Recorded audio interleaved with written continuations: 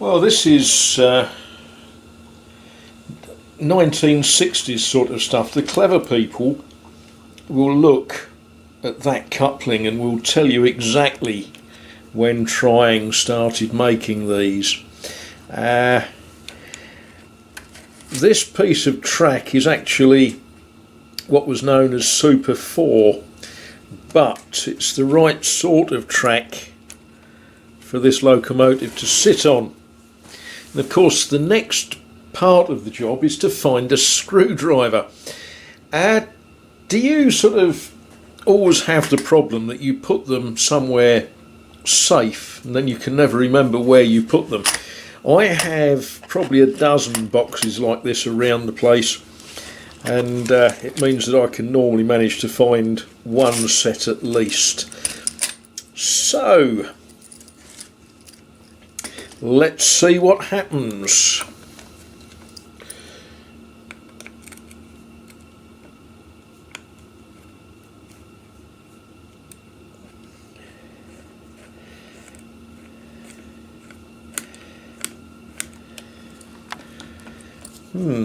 Okay.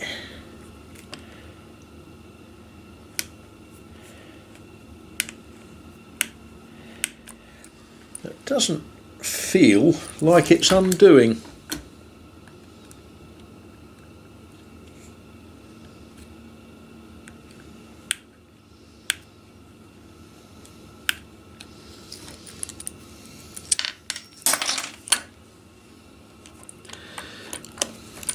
Well, it didn't feel like it was, but it was.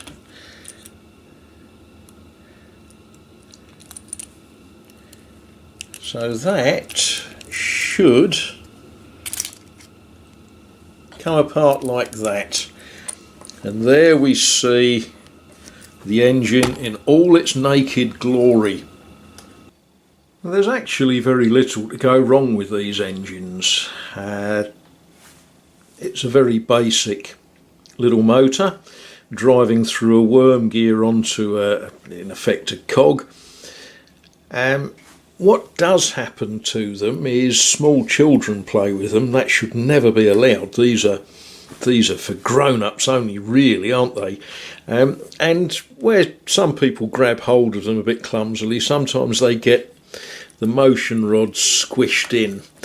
I can't see any problems like that on this one. The thing that sort of does wear out or does go wrong is the brushes on the motor, and the commutator gets dirty at times. They also dry out. These, and someone's going to correct me when I get this wrong, is this an X04 motor or an X3 or something? They have a felt reservoir at each end of the armature, and that does need to be damp. But the first thing I'm going to do with this one is I'm going to take the motor out just to make sure that the chassis all runs and spins and has no problems with it. Because it doesn't matter how good the motor is, if the chassis has a problem, it won't work. So we'll pull that apart and see what happens next. Now, these little motors, the brushes are retained by this sort of bent hairpin sort of thing. One side has an insulating sleeve on it and the other side doesn't. And care needs to be taken popping those out, that you don't drop them on the floor and tread on them or whatever. I do have a certain number of spare ones, but I don't want to go using all of my spares.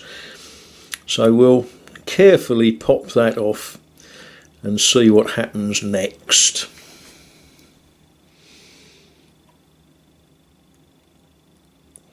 I can hear people wincing and sort of saying, oh goodness, you don't do it like that. Well, I do. Okay, that's one.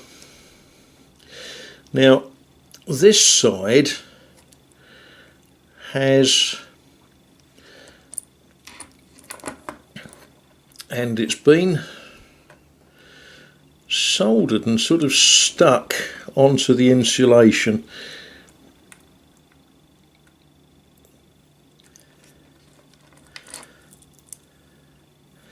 There we are, there's the brushes.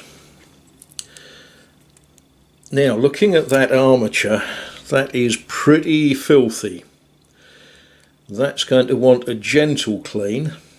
No harsh abrasives, just a gentle clean. What we'll do, we'll slide, oh that's all gone a bit sticky. We'll slide that off so that's all free and out of the way. Now the motor itself is held on by one screw, and on the front end of the motor it's got two little lugs that just hold it into the frame. So it's only one screw that holds it on.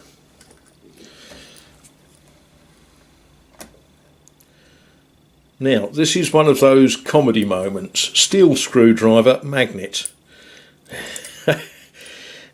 Can be done, not that difficult really. And that's very loose. I do wonder if someone's already had a go with this one.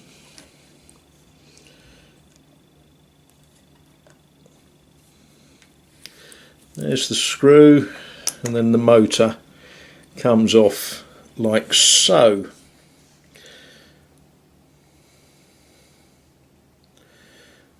And yeah, that needs cleaning, and it needs a drop of oil on it. But the chassis itself, it's got a stiff point.